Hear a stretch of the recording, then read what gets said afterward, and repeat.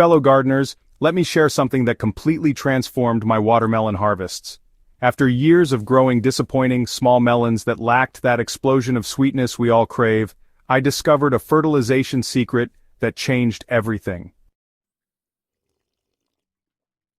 Last season, I harvested 40-pound watermelons, so sweet my neighbors thought I'd bought them from a specialty farm. Today, I'm sharing everything I've learned about growing exceptional watermelons, including that game-changing fertilizer recipe. Before we dive into the secrets, let's talk about what watermelons really need. These sprawling vines are heavy feeders with specific nutritional requirements that change dramatically throughout their growing cycle. Think of watermelons as marathon runners. They need different fuel at different stages of the race. During the early growth phase, watermelons crave nitrogen to build strong vines and abundant foliage. But here's where most gardeners go wrong. They continue feeding high nitrogen throughout the season. Here's the fertilizer secret that transformed my watermelon game, and I guarantee it'll revolutionize yours too. I call it my 3-phase watermelon wonder mix, and it's based on understanding exactly what your plants need when they need it. Phase 1. The foundation blend, and that's for weeks 1 through 4.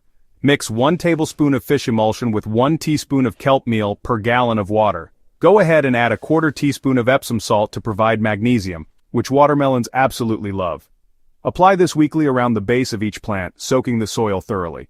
The fish emulsion provides gentle, organic nitrogen, while the kelp meal delivers trace minerals that most gardeners never think about, but honestly, they make an enormous difference in plant health. Phase 2, the flowering booster, and that's weeks 5 through 8. This is where the magic really begins. Create a blend using 2 tablespoons of bone meal, 1 tablespoon of rock phosphate, and 1 teaspoon of sulfate of potash per plant. Work this into the soil around each vine in a 3-foot circle. The phosphorus from bone meal and rock phosphate supercharges flower production, while the potassium begins preparing your plants for the sugar-building phase. Phase 3, the sugar builder, runs from week 9 all the way to harvest. Now here's the secret weapon that creates those incredibly sweet melons: banana peel tea combined with wood ash. So, you want to collect banana peels for about a week, chop them up, and steep them in a 5-gallon bucket of water for 48 hours. After that, strain it, and add 1 cup of wood ash per gallon of banana tea. The potassium concentration in this mixture is just phenomenal, and honestly, it's exactly what watermelons need to concentrate their sugars. Location selection really makes or breaks your watermelon success.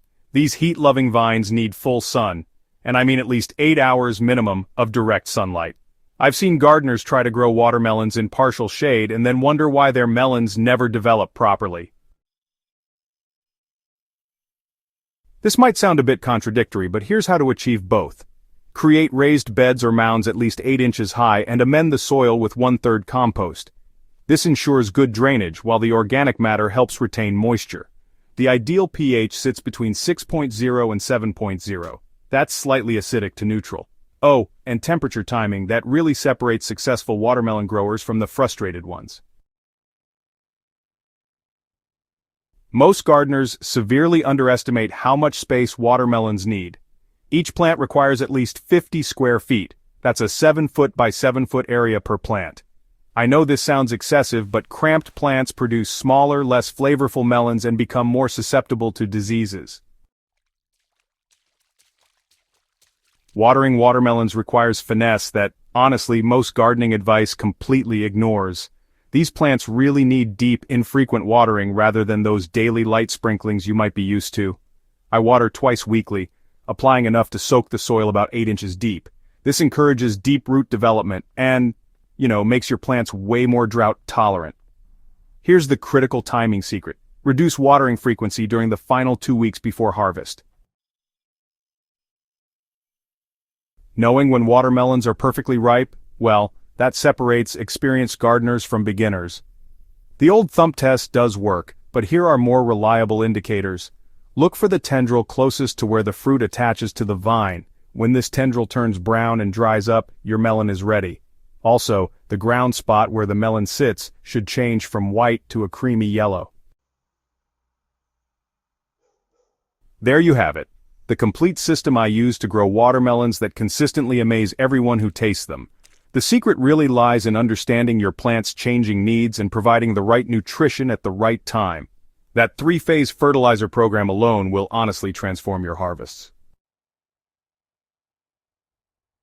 Remember, great gardening comes from understanding your plants, not just following generic advice.